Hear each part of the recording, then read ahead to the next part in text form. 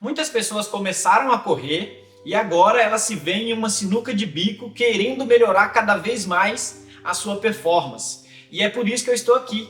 Neste vídeo eu vou te dar 3 dicas de como você pode fazer para melhorar os seus 5 quilômetros. Se você quiser saber como você pode fazer para melhorar os seus 10 quilômetros, seus 21 quilômetros, comenta aqui embaixo nesse vídeo que eu terei o prazer de fazer um outro vídeo trazendo novas dicas aqui para vocês.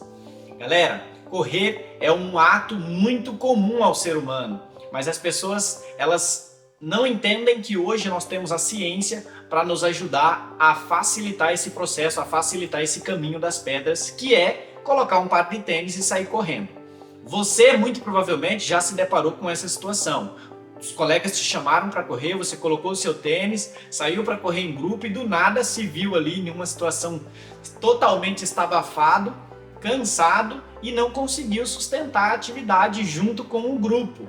E isso é muito comum e corriqueiro. Eu, como treinador e dono de assessoria, tenho recebido esses feedbacks muito frequentemente. Então é por isso que eu me dispus a vir aqui nas plataformas digitais, disponibilizar um pouco do meu conhecimento adquirido aí ao longo de mais de 15 anos de experiência na prática da corrida, tanto como atleta de alta performance, como atleta amador e agora também como treinador ao longo de 6 anos de profissão aí já. Então, a primeira dica que eu tenho para você é: faça um planejamento. Então, você teria que colocar ali no mínimo 60 dias de treino para que você consiga entregar uma boa performance nos seus 5 quilômetros. De fato, você vai olhar e vai falar assim: caramba, professor, 60 dias é muita coisa. Você não precisa treinar os 60 dias consecutivos, mas você precisa de pelo menos um prazo ali de 2 meses para dar estímulos suficientes para o seu organismo, a ponto de ele se recuperar desses estímulos e subsequentemente você vir a melhorar a sua performance. Nesse mecanismo de 60 dias, é simples, você escolhe a prova que você quer participar 60 dias para frente e começa a fazer o treinamento. É um projeto de curto prazo dentro do planejamento da corrida, tá? Normalmente nós treinadores trabalhamos com 6 meses, 8 meses, 12 meses, dependendo da distância que o aluno, que o atleta aparece pra gente. Então 60 dias é até um prazo razoavelmente curto para quem quer melhorar aí verdadeiramente os seus 5 quilômetros. Perfeito? Então a primeira dica é essa: faça um planejamento, faça uma organização, se dedique.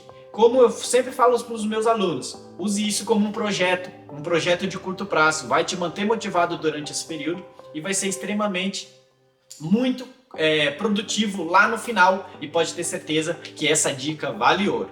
Já a segunda dica tem a ver com variar as intensidades de treinamento, e você precisa compreender essa situação. Você precisa respeitar todos os tipos de treino.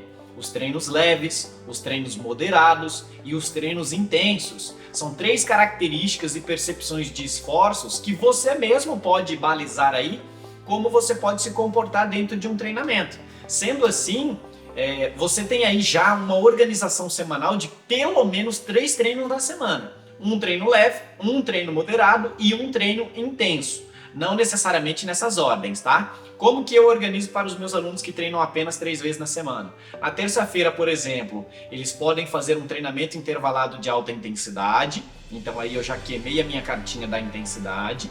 Na quinta-feira, uma corrida contínua leve para moderado. E no final de semana, uma corrida um pouco mais longa em intensidades moderadas. Aí você já pode observar que há uma certa distribuição de carga de treino dentro da semana que vai facilitar com que você consiga dar estímulo para o seu corpo e também dê tempo a ele para se recuperar.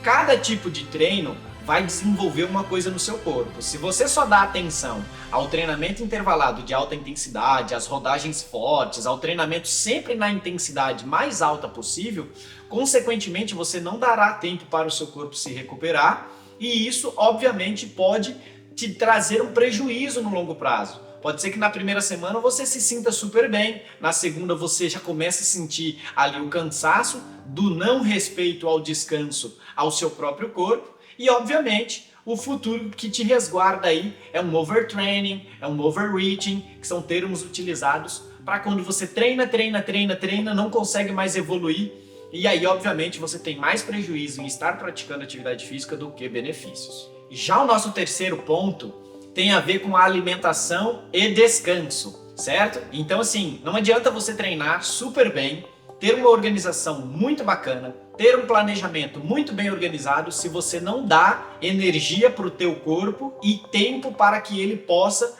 se recuperar, principalmente quando a gente está falando de sono. A gente sabe que existem algumas fases do sono que o seu organismo precisa passar. A fase do sono leve, do sono pesado e do sono REM. São 3 fases ali que é de extrema importância você ter pelo menos 1 ou 2 ciclos desse numa noite de sono. Para você atingir 2 ciclos de sonos completos, gira em torno de 7 horas e meia, 8 horas de sono por noite. Consequentemente, se você fizer isso que eu estou falando, você vai observar que o seu nível de estresse vai diminuir, você vai observar que no dia seguinte você estará muito melhor e muito mais preparado para fazer uma nova sessão de treinamento. Imagine que você não treine apenas 3 vezes por semana. Isso vai fazer com que você se recupere cada vez mais. E no longo prazo você vai estar em uma balança muito equilibrada, no qual você dá o estímulo de alta intensidade ou de média intensidade para o teu organismo, dá tempo para ele se recuperar e 2, 3 dias depois você já está pronto para uma nova pancada, para uma nova fase de treinamento forte. Isso vai fazer com que você melhore cada vez mais, certo? Já com relação à alimentação é muito simples. Não dá para você pegar um carro e sair por aí sem colocar combustível nele. O seu corpo funciona mais ou menos da mesma forma. É claro que você vai falar, poxa, mas eu tenho muito tecido adiposo, muita gordura aqui, tem muita energia. Entenda uma coisa, existem estruturas dentro do seu organismo que não utilizam a gordura como fonte de energia. Isso já se é sabido por muitos cientistas no mundo inteiro. Então, o treinamento no qual você vem fazendo sempre em estado de jejum, talvez um dia essa conta não feche.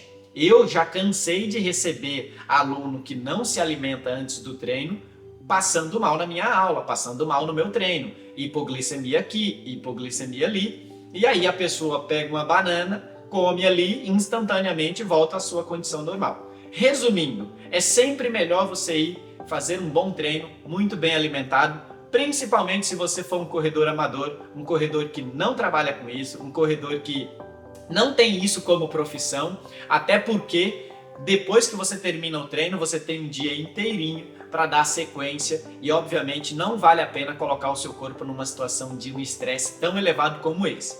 Resumindo, sempre se alimente, sempre se hidrate e sempre descanse. Esses 3 fatores são imprescindíveis para a tua melhora, para a evolução da tua corrida, seja em qualquer distância. Eu estou dando dicas aqui para 5 km, mas essas dicas valem para as outras distâncias também. Beleza? O vídeo de hoje foi isso. Se você quiser mais dicas como essa, ou mais dicas que tem aí dentro da sua cabeça, né? Você tem alguma dúvida, alguma pergunta? Comenta aqui, com certeza ficarei muito feliz em fazer alguns vídeos respondendo os questionamentos de vocês. Beleza? Muito obrigado e vejo vocês no próximo vídeo.